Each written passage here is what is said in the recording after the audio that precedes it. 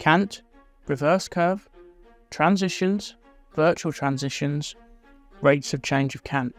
There are a lot of terms in track geometry design, and it can be a little daunting when you first start, or even trying to remember them all when you're more experienced. So in this video, I'll be taking you through a summary of the 7 key elements of horizontal track geometry design. I'm going to cover speed, types of curves, cant, equilibrium cant, applied cant and cant deficiency, rates of change, cant gradient.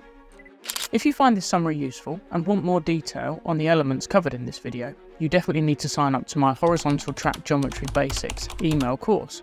For free, I'll send you an email every day for a week covering these core elements of horizontal track geometry in more detail. Little knowledge bombs right into your email inbox every day for a week, for free. What have you got to lose? All you need to do is hit the link below and type in your email address. It's as simple as that. The speed at which trains travel on the track is a major variable when it comes to track design and one of the most critical factors. It influences many aspects in terms of safety, comfort and efficiency. While the focus in this video will be around track geometry, speed also influences the choice of materials in the track construction, the types of switches and crossings used, the design of signalling systems, and ultimately the timetable to which trains run. Speed is important because of its relationship to force. Through Newton's second law of motion, force is linked to an object's mass and its acceleration. This is where we'll take a dive into the world of engineering mechanics for a second, and you'll need to come to terms with the fact that the definition of the words are slightly different. If an object is moving, it has velocity, which has both magnitude or size and a direction. The magnitude or size of the velocity is its speed. If the speed of an object changes in size or, importantly, direction, such as when a train is going around a curve, it is said to be accelerating. As a train traverses a curve, it is constantly changing direction until it reaches straight track again. So, it is constantly accelerating. The acceleration can be calculated using the speed squared divided by the radius. This is why the speed at which trains travel curves, as well as the radius of the curves, is directly related to the forces on the train and therefore the track. This is the origin of the lateral forces we'll come to later. But coming back out of engineering mechanics land, there are 3 types of speed you may come across on the railway. Permissible speed. The permissible speed, also known as a line speed, is the maximum speed permitted on a section of track. Like a speed limit on a road, it is the top speed, so not all trains will be able to reach it, or they may be travelling at a lower speed for operational reasons, like an amber signal. It is common practice to design to this speed, to ensure that the track designed is fit for full speed if a train chooses to travel it. Design speed. There may, however, be a good reason to design to a lower speed. An example that springs to mind is sections of track on the approach to a speed change, where trains are not going to be able to travel at a higher speed as they may be slowing down. It may also be a decision by the designer. Imagine you have a section of track where the majority of trains travel at a speed lower than the full line speed. The designer can ensure that the track is compliant for the line speed, but optimised for the lower speed that the majority of traffic is travelling at. This would be the design speed. Appreciation for design speed versus line speed is particularly important on tight curves and areas such as station throats where trains will often travel at a lower speed than the line speed. Equilibrium speed. On a curve with cant applied to it, at the equilibrium speed, the overall or resultant force is perpendicular to the plane of the running rails. This is the same as if the train was on flat, straight track. Don't worry, this will become clearer later when we talk about cant. You may never come across these different speeds, as they are often one and the same when we're talking about track design, but it is useful to know the difference, just in case it does come up.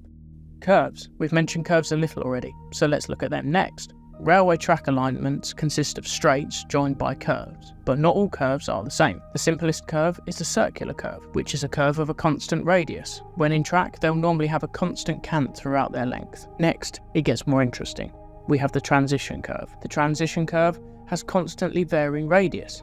It is actually a type of spiral called a clothoid. Transitions are placed between a circular curve and straight, or between 2 curves of different radii. As the name suggests, they provide a transition between 2 sections of constant geometry. This means they can also have changing values of cant along the length. More on this later. Now we're going to venture into what is sometimes called complex geometry, and for this we first need to touch on another important property of curves: the handing. Handing simply refers to the direction a curve moves away from the centre line.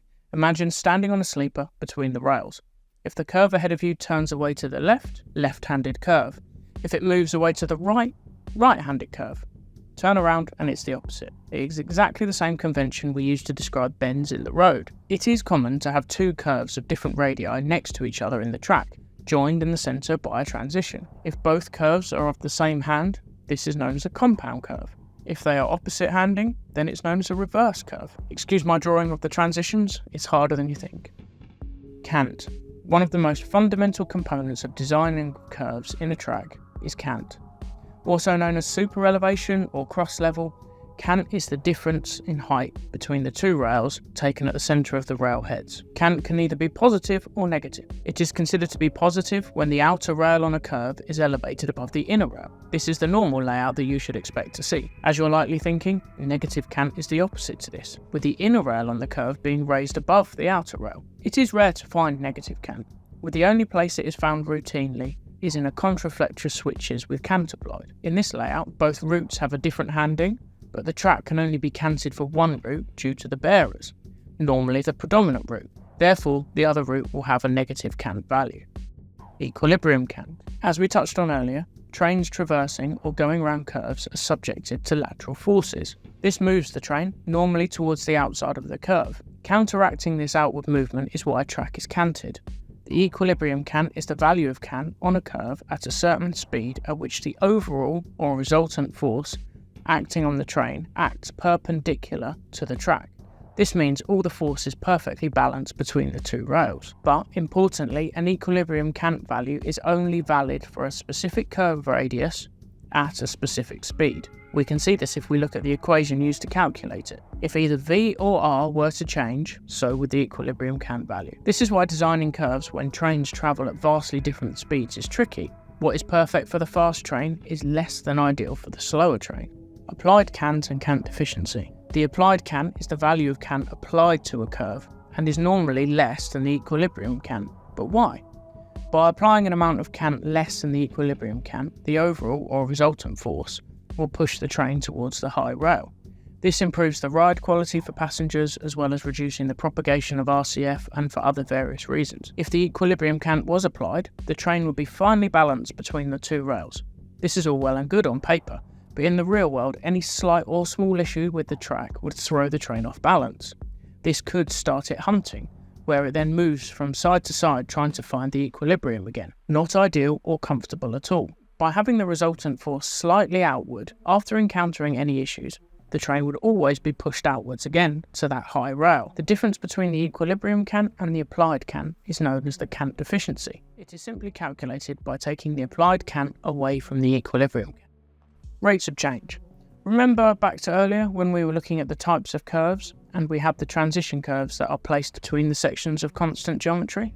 Remember that I said they had constantly varying radius? I also said that they could be varying cant and cant deficiency too. Think of a transition as where radius, cant and cant deficiency are either added or taken off to meet what is designed at the next curve or straight. After all, you cannot suddenly apply cant. It would be a hell of a bump and probably derail a train. So therefore cant needs to be added gradually. The rates of change values are how quickly or slowly cant is changed. When it comes to passenger comfort, the rate of change is time related, so measured in millimeters per second. To calculate this, the key items you need to know are the speed of the train, the applied cant, cant deficiency, and the length of the transition. These values can then be used in these equations shown now to calculate the rates of change. Both the rate of change of cant and the rate of change of cant deficiency are looked at and compared to the values set out in the standards.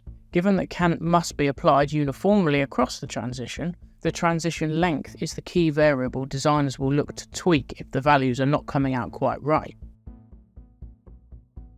Cant gradient. Another way of looking at how quickly cant is applied through a transition is known as the cant gradient. This is an expression of the addition or removal of cant as a unit of distance. It is expressed in the form of a ratio or gradient. It is calculated simply as the transition length divided by the change in cant. Focused more on a way to avoid derailment of freight wagons, It is most commonly used to express the severity of twist values, a type of geometry fault that can occur in track. Check out the video linked to find out more on twist faults. So, have you found this interesting? Don't forget to hit the link below and sign up for the free email course. There is still so much more to cover in the world of track geometry, and you can get some more knowledge sent straight to your email inbox today. Please do hit that like button, don't forget to subscribe, and check out some of my other videos linked on screen now.